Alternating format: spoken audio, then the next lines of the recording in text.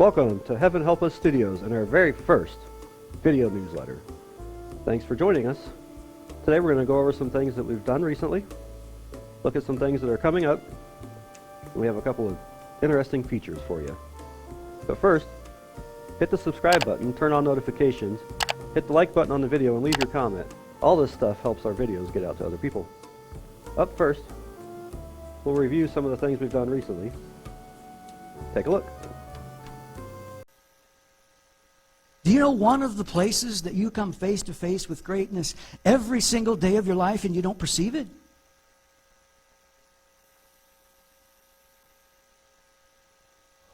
Ooh.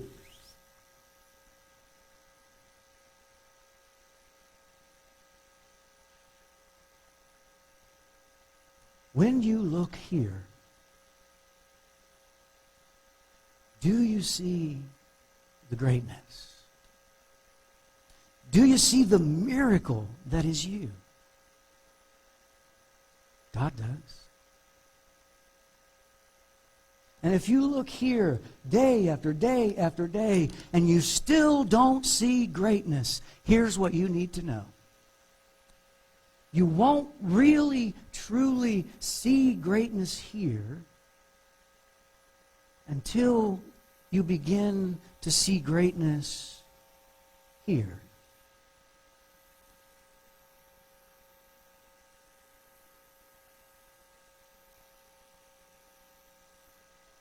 You won't really see the greatness that lies in here until you begin to see the greatness that lies within here. Until you see the greatness that lies within the Bible.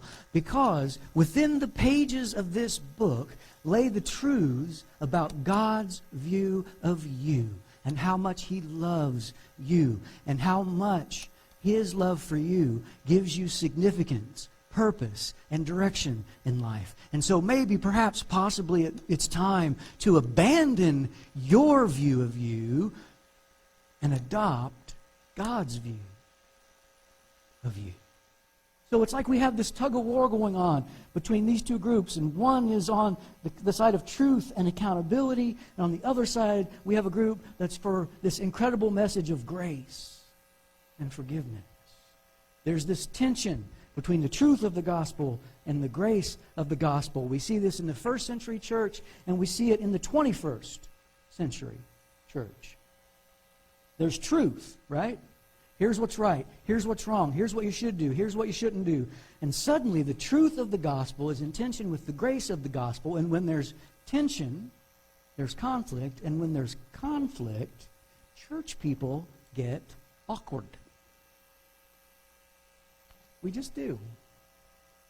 When there's conflict, church people begin to build walls, close doors, shut windows, burn bridges, and we will say things like, well, of course we want you to be part of our church, but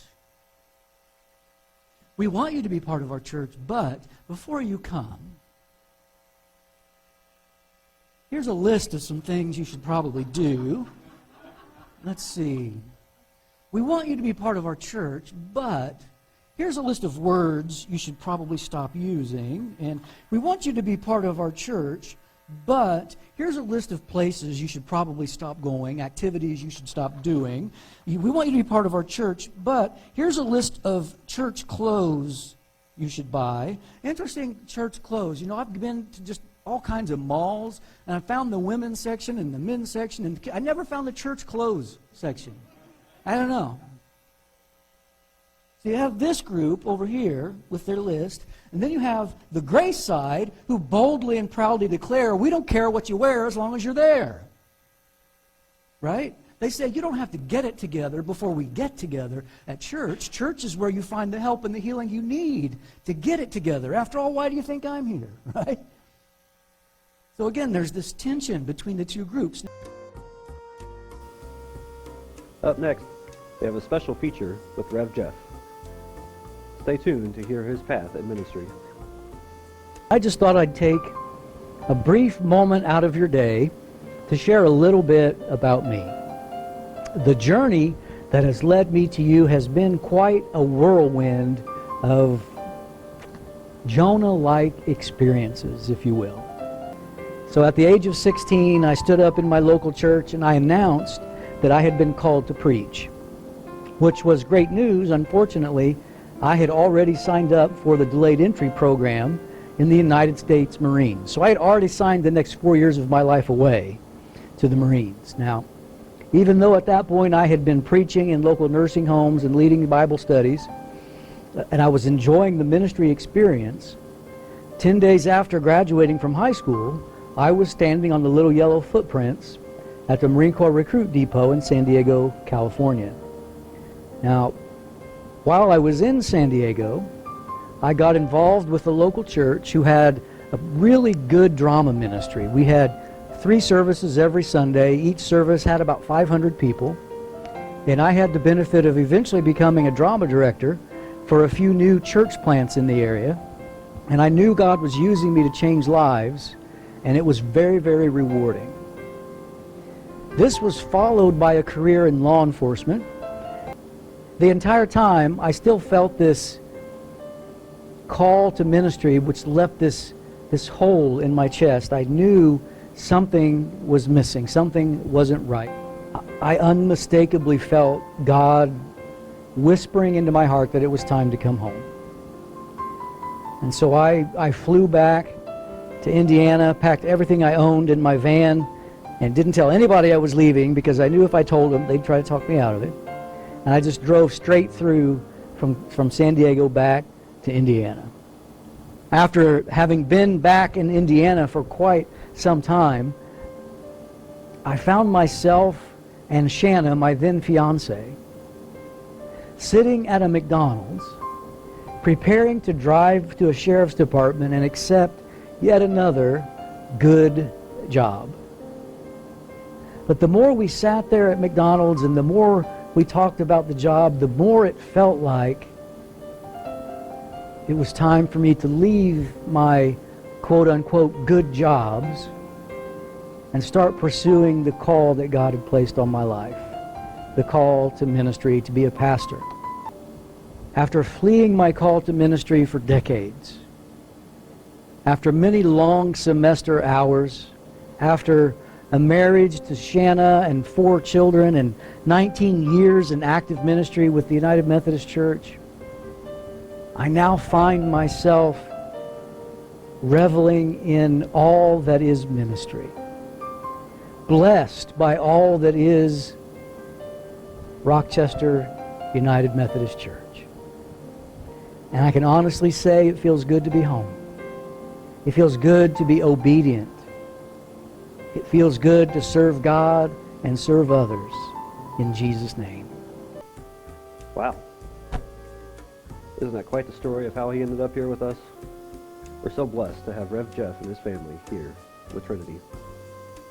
Next, we have a special guest. Hey, Fred. Come on in here. Oh, hey Tim, how you doing? Good, how are you? Welcome Fred to our video newsletter. He and his wife Allison lead our youth group every other Sunday from 4 to 7. So what does a typical youth group meeting look like? Well, we always start out with some worship music and snacks. Give the kids the opportunity to talk and visit with one another. And so they'll visit for the first 10 minutes, worship music, go into me talking for a half hour, give or take. Let me read that again. We as churchgoers may be the only Bible a person ever reads. Do Someone some went, Bible study and whatnot, and then their favorite part, the last hour or so, we just play games, go to the park, hang out, whatever. Cool. Sounds like a good time. I know you guys have been planning some stuff. You guys have anything special coming up? Yeah, we have a fundraiser coming up so that we can pay to go to Gravity in Kokomo. Cool. And Gravity in Kokomo has this special thing on Sunday nights where it's a worship jump. It's a church-oriented kind of fun time, like Bible bowling, so to speak. Sounds like fun. So, all right, so thanks for joining us for a couple moments to talk about our youth, and thank you, Fred and Allie, for just being able to share your time and spend it with the youth. It's our pleasure. All right, thank you. We've got some exciting things coming up. Take a look and see what we have going on. Hi, We are so excited to be planning our Trinity Grand Open House celebration. It will be held on July 24th and 25th. We are excited to share our new building and our missions with the Rochester community. For adults, we will have tours of the building. We will also be giving out popcorn and hot dogs, and we are also going to have carnival games outside for the children. So if you are interested in helping with our planning sessions, please contact myself or Tim or Jeff. And if not, then we just want to see you there that day. Please invite your neighbors, your family, anybody you know, so that we can share Trinity with the community. Thank you. See you there.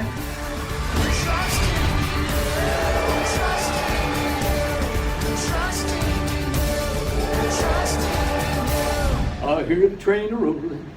It's rolling down the bend.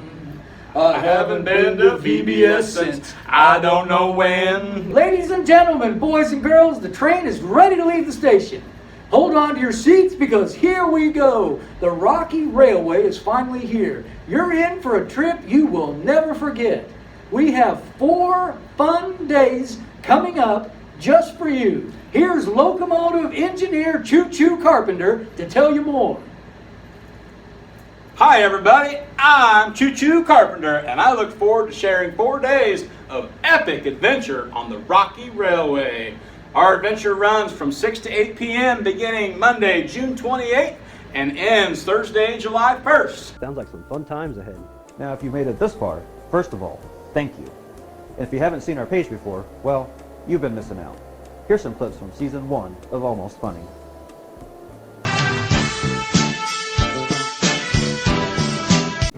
Wait, we have breaking news. This just in. This just in. Did you hear that they're changing the name of the iPhone charger? 2. It's now going to be called Apple Juice. Apple juice. I like that. Yes. Outstanding, outstanding. Hey, why does the golfer always bring 2 pair of pants? We got to start going over these ahead of time. That's 2 of my jokes you've stolen. Well, I'm glad I said them first. Yeah, how Just did in you case get to he gets go a hole first? in one. How did that? A hole in one. See, it's a good thing I said it. Hole in one. That's one thing you got right. What's the first thing a father does on Father's Day? Say hi to his kids. He wakes up. Happy Father's Day. May your day be better than your jokes.